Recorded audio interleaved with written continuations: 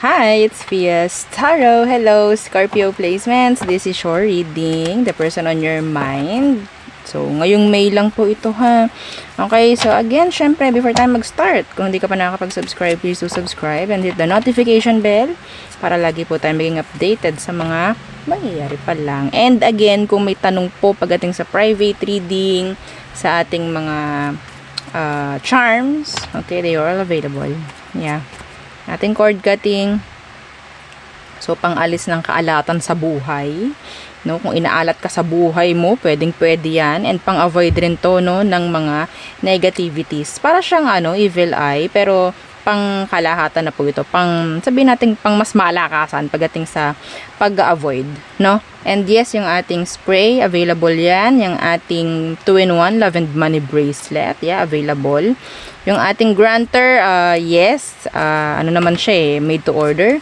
And yung ating cleansing kit, yan, napaka-importante. And syempre, yung inyong healing oil, oo. And yung ating, tawag dyan, pangtanggal ng third party or pang-avoid ng third party. Okay? So, ganyan lang siya. Meron lang siya mga crystal stones dyan sa loob. Okay? So, yeah. Scorpio, the person on your mind, who is this? The person on your mind. Sandali lang po ha.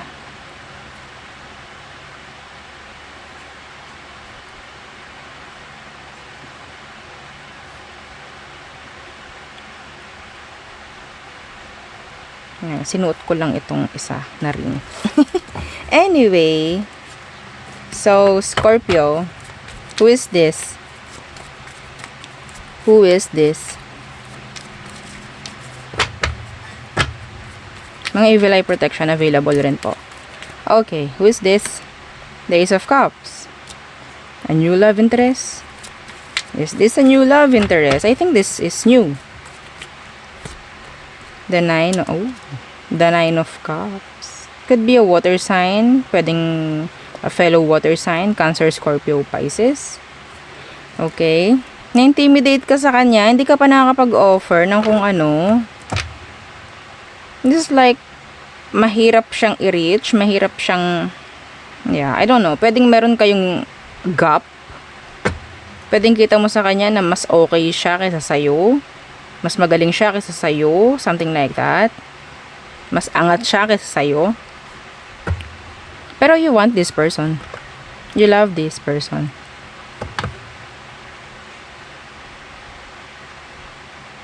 Yeah. It's like kahit ano gagawin mo para sa kanya. Okay, Scorpio?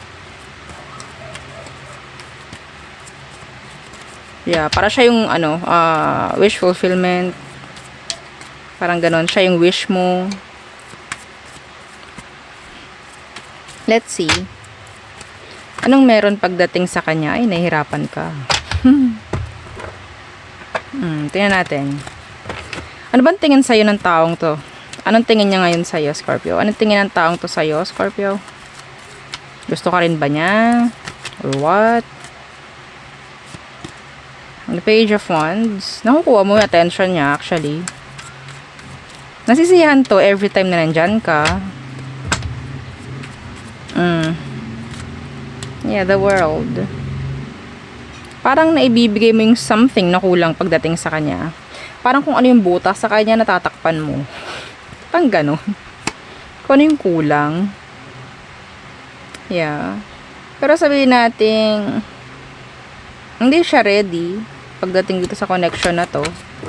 Yeah, ina-entertain ka, pero I think hindi siya ganun ka-ready or kasigurado pagdating sa'yo. Okay?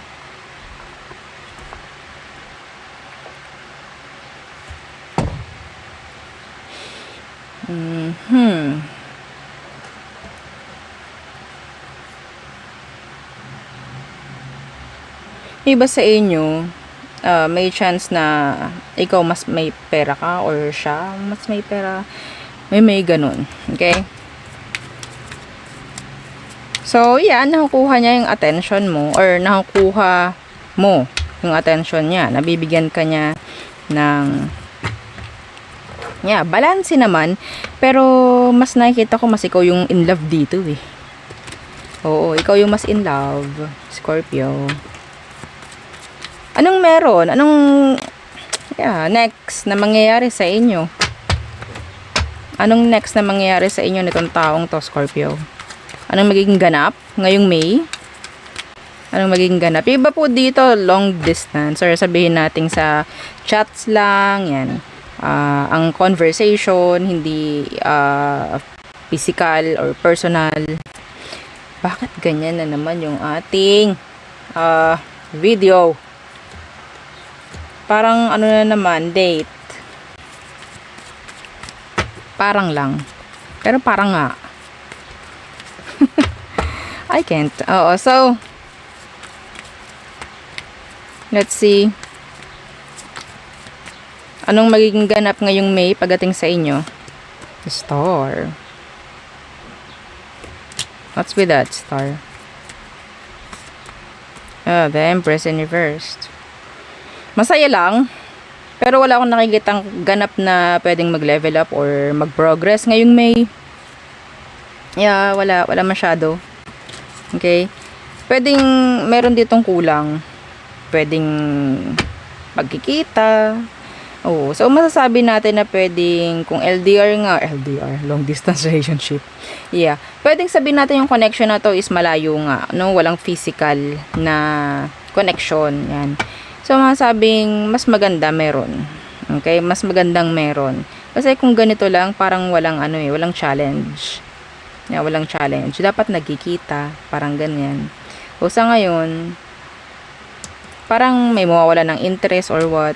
Parang ganyan, mawala ng interest, hindi maging consistent yung pakikipag-usap. So, yun nga, may chance na pwedeng hindi maging okay kung sakali man, or hindi mag-progress. May age gap yung iba dito. Or sabihin lang natin na talagang malaki lang talaga yung difference. No? May bisa pamumuhay, mga ganyan. Okay?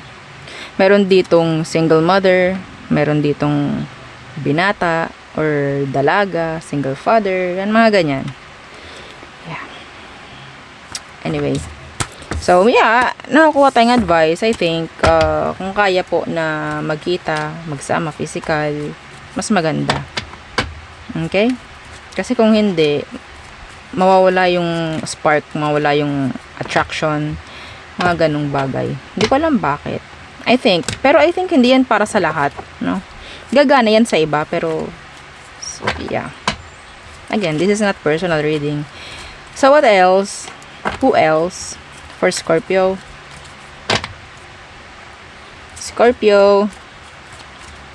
Who else? The Hanged Man in reversed. Could be a Pisces.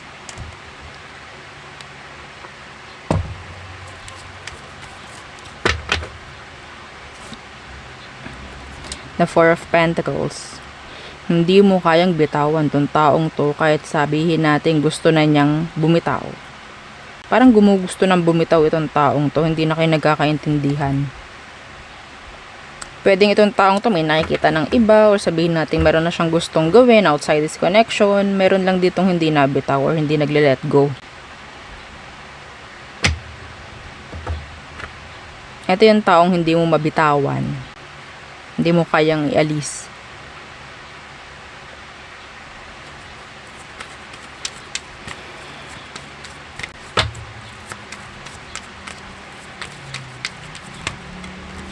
Kunin ko to.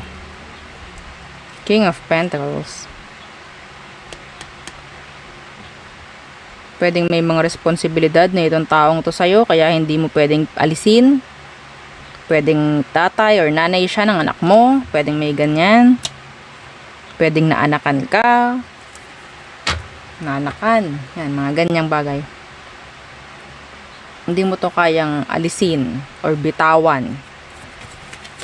Kasi napaka-unfair if ever. Pag hinayaan mo siya. Ano ba talagang emosyon nito sa'yo? Baka mamaya, nagmamakaawa ka na lang dito. Ha? Anong emosyon ito ngayon sa'yo, Scorpio? Knight of Wands.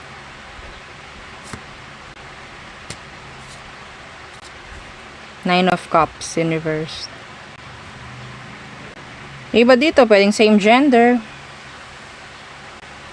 Pwedeng nag-i-stay sa'yo tong taong to because of this. Pwedeng may pera ka. Gumagana itong connection na to because of the money.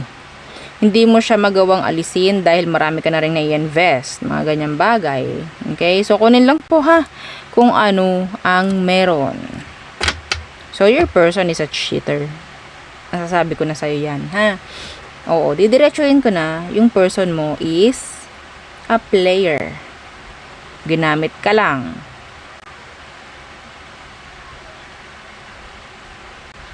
Hindi mo ma-let go, kasi ang dami mo nang naibigay, naipundar, nandun na rin yung love. Kaso siya, gusto na niyang umalis, or ayaw na niya, nakikita mo na parang na siyang hindi mapakali, no? Oo. Parang gusto na niyang lumabas sa connection na to. Pero hindi mo pinapayagan. Hanggat ganyan, para kang hindi mo papayagan to ganyan, lulukuhin ka na lang nito. Lulukuhin at lulukuhin ka na lang. Siya na mismo nagsasabi na gusto na niyang umalis. Okay? Pag mong isipin na itong taong to is love ka dahil, what? Nag-i-stay. No. Pwedeng awa. Pwedeng may kailangan siya sa'yo, may kailangan pa rin siya, may naipo-provide ka pa rin. So, it's like practicality doon sa side ng person. Doon sa part niya. Ito namang si Madam Fia, talaga naman napaka-real talker. Well, yun yung kailangan mong marinig. Yun yung kailangan yung malaman. Iba nga sa inyo, alam nyo naman gusto nyo lang malaman talaga or marinig sa iba. Okay? So, ano magiging ganap ninyo ngayong May? Nitong taong to.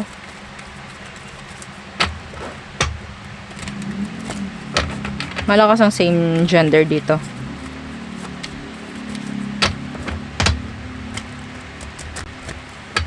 Iba dito, kung meron kayong anak, no, yung mga naka-resonate kanina sa pwedeng naanakan ka or may anak kayo, yun pa rin, ganun pa rin, player pa rin siya, hindi mo pa rin makikita.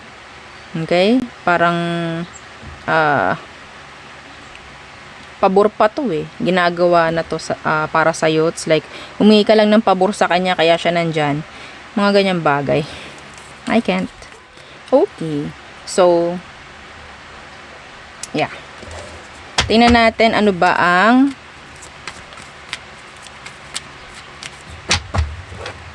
magiging kalalabasan ng connection na to ngayong May. Anong meron? Kinikip mo pa rin siya hanggat maaari. 5 of Cups in reverse. Yeah. 4 of Wands in reverse. Yeah. The Emperor in reverse. So, meaning to say, sabihin nating parang lolokohin mo lang sarili mo dito, Scorpio. Hindi pala parang. Lolokohin mo lang din talaga yung sarili mo. Wala naman kasi may offer Gagamitin ka pa. Pwedeng ano to pwedeng money based nung connection na nakikita ko dito. Pwedeng money based. So, no good connection na pwedeng ibigay itong taong to sa'yo. No relationship. No label. Hindi ko masasabing stable, no? Walang stability dito sa connection na to. Yeah, just gamitan. Iba sa inyo, masabi natin pwedeng, pwedeng magagamit rin kita kasi syempre nabibigyan kita Real talk. Anyway. So, there. So, tayo tumungo na sa all signs. Aries through Pisces. For you, Scorpio. Scorpio. Aries through Pisces. Okay. So, Aries.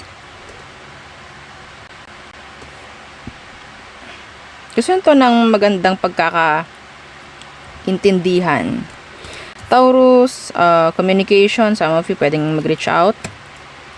Si Taurus sa'yo. Gemini, imbalance. Cancer, they're not ready. Some of them, they're mad. Yeah. Leo, they're waiting. They're waiting. Open ang door niya for you.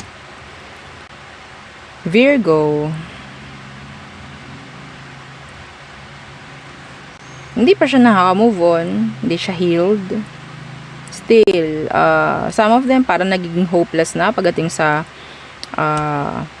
communication. Libra, they're being impatient. They want your attention. Okay, so Scorpio, there could be issues pagdating po sa pera or something para may offer, parang hindi ready. Okay, Sagittarius, may mga usaping third party with a Sag. Capricorn, andyan lang sila para makipaglaro. Okay? Pero hindi ko nakikita na siya is nag-iisip ng long term. Aquarius, unfulfilled wish. Pisces, hindi handa si Pisces.